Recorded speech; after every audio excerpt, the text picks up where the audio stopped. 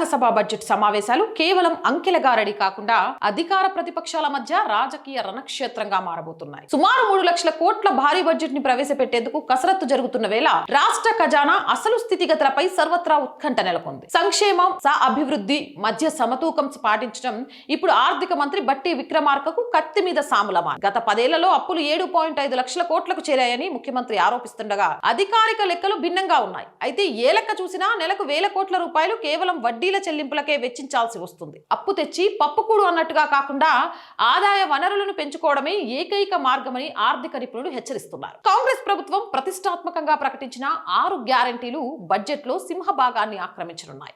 రైతు భరోసా, మహాలక్ష్మి, గృహజ్యోతి వంటి పథకాల అమలుకు ఏటా 56,000 కోట్ల పైచిలకు నిధులు అవసరమని అంచనా. ఎన్నికల వాగ్దానాలను నిలబెట్టుకోవాలనే పట్టుదలతో ఉన్న ప్రభుత్వం ఈ నిధుల కోసం ఇతర శాఖల కేటాయింపుల్లో కోత విధిస్తుందా అన్న అనుమానాలు వ్యక్తమవుతున్నాయి.